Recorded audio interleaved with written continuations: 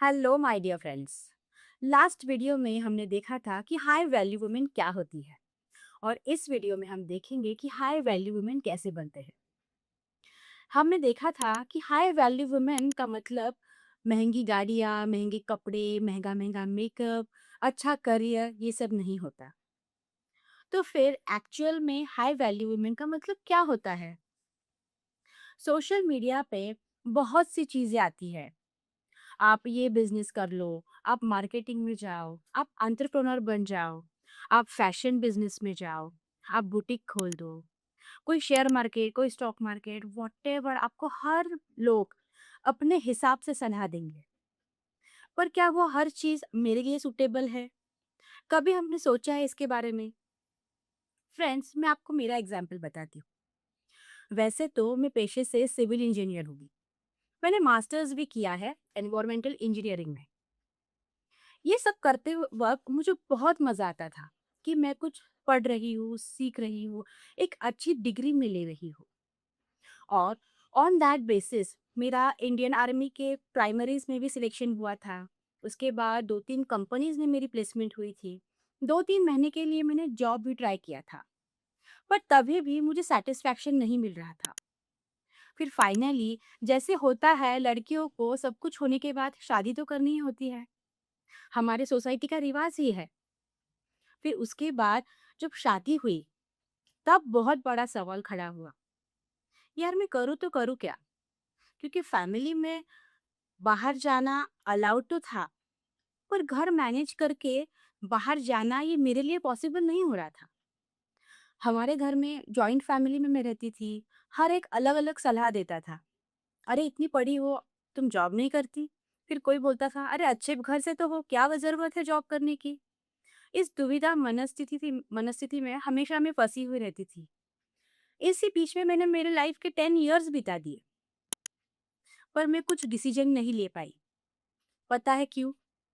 क्योंकि मुझे मेरी खुद की पहचान नहीं थी। मैं खुद को जानती ही नहीं थी। सिर्फ ये पता था कि कुछ तो करना है, पर क्या करना है इसका कोई जवाब नहीं था। फ्रेंड्स, इस जवाब को ढूंढने में मैंने बहुत सारे स्पिरिचुअल्स गुरु का लेक्चर सुना, बहुत सारी संस्था ज्वाइन की कि कोई तो मुझे सॉल्यूशन देगा। उसके बाद बहुत से मोटिवेशनल स्पीकर्स के मैंने लेक्चर सुने। 2-2 3-3 घंटे तक मैं सुनती रही, पर मैं नहीं समझ पाई कि एग्जैक्टली मुझे करना क्या है। मुझे करना तो बहुत कुछ था, क्योंकि हमारा जो ब्रेन है वो कुछ ना कुछ करने के लिए बना होता है। हम सब में एक एम्बिशन होता है, बट हम फैमिली में, सोसाइटी में, हमारे आप में इतने उलझ जाते हैं ना कि हमें समझ में ही नहीं आता। मुझे कभी-कभी लगता था फ्रेंड सर्कल में जाओ, सबके साथ घुल-मिल जाओ। फिर एक क्षण में ऐसा लगता था कि नहीं, मैं तो इंट्रोवर्ट हूँ।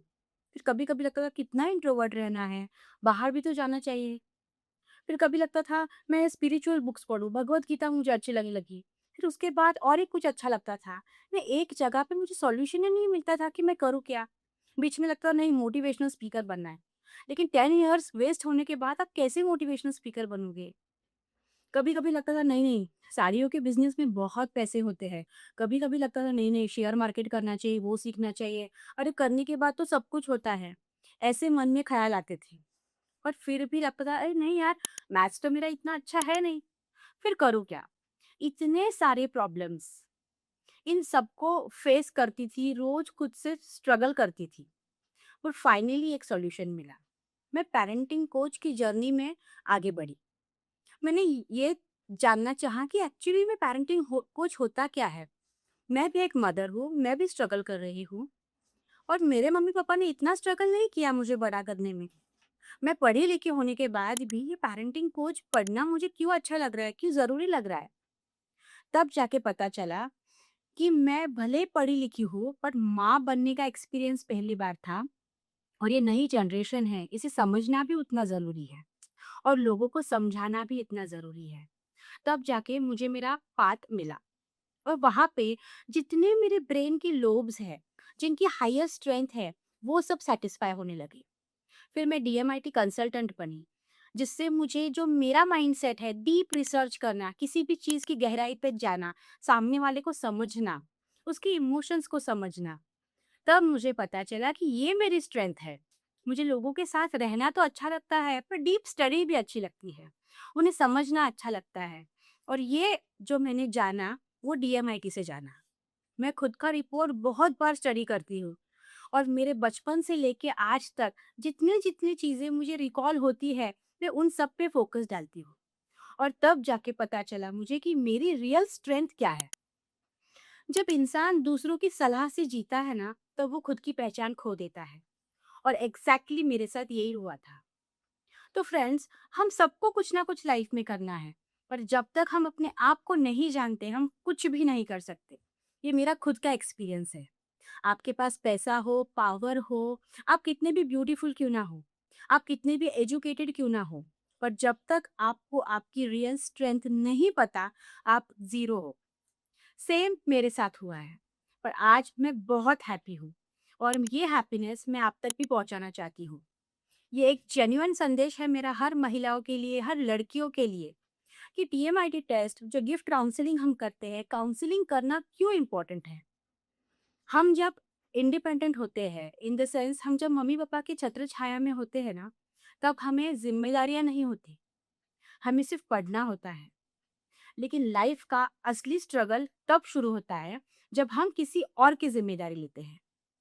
जैसे हम शादी करते हैं, बच्चे पैदा करते हैं, उसके बाद पता चलता है कि ये हमारा रियल टैलेंट नहीं था। हमने फ्लो के साथ ये डिग्री तो ले ली, पर अब हमें इसमें काम करने में मज़ा नहीं आ रहा है। और जब मज़ा नहीं आता काम में, तब ना ही हमें हमारे लाइफ में मज़ा आता है। इसीलिए ये वीडियो उन सब तक पहुँचाइए, जिन्हें इसकी ज़रूरत है, जो सच में हैप्पी होना चाहते हैं, काम भी करना चाहते हैं, अपने परिवार को भी देखना चाहते हैं, खुद को भी प्रायोरिटी देना चाहते हैं। तो फ्रेंड्स, मैं आज आपको बताऊंगी कि डीएमआईटी क्यों ज़रूरी है। So my dear friends, DMIT क्यों करना चाहिए। पहली बात है कि मुझे मेरी स्ट्रेंथ पता चली, नेचुरल एबिलिटीज पता चली, कौन सा काम करने में मैं खुद को झोंक देती हूँ, खुद को भूल जाती हूँ, वक्त को भूल जाती हूँ, वो मुझे पता चला। फोर्थ है कि किस काम को मैं आसानी से कर देती हूँ। आपको पता है, जब मैं काउंसलिंग करती हूँ ना, कभी कभी रात के 12 बज जाते हैं। कुछ कुछ क्लाइंट्स ऐसे होते हैं कि जिन्हें वक्त नहीं मिलता दिन में। रात को मैं उनका सेशंस लेती हूँ एंड आई लव इट। मुझे कभी थकान नहीं होती। और यही काम अगर मैं सिविल इंजीनियरिंग के फील्ड में करूँ कि अभी मुझे किसी का डिज़ाइनिंग करके देना है या फिर कुछ काम करना है, कैलकुलेशन करना है, आई विल गेट फ्रस्ट्रेटेड। लेकिन ये काम, काउंसलिंग का जो काम है, वो मैं बच्चों को सँभालते हुए, मेरे परिवार को सँभालते हुए, उसमें और डीप गहराई में रिसर्च करना मुझे अच्छा लगता है।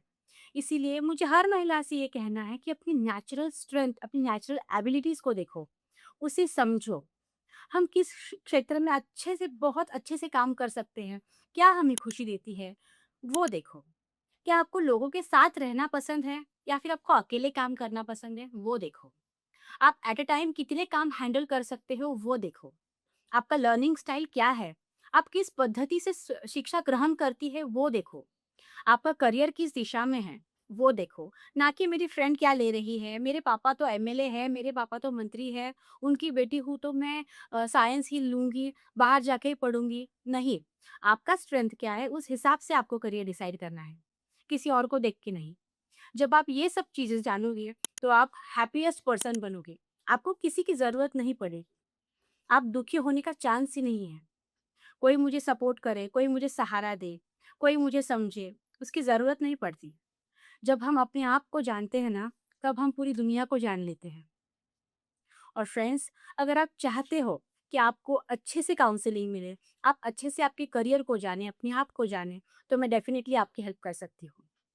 आप मेरे साथ 1 टू 1 काउंसलिंग सेशन बुक कर सकते हो। मैं आपको उसका प्रॉपर सॉल्यूशन दूँगी।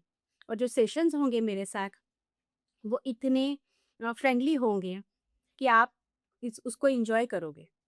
सो माय डियर फ्रेंड्स, ये वीडियो उन महिलाओं तक पहुंचाइए, उन लड़कियों तक पहुंचाइए, उन मदर्स तक पहुंचाइए जो कुछ करना चाहती है, जो सच में हैप्पी रहना चाहती है, जो दूसरों पे डिपेंड नहीं रहना चाहती।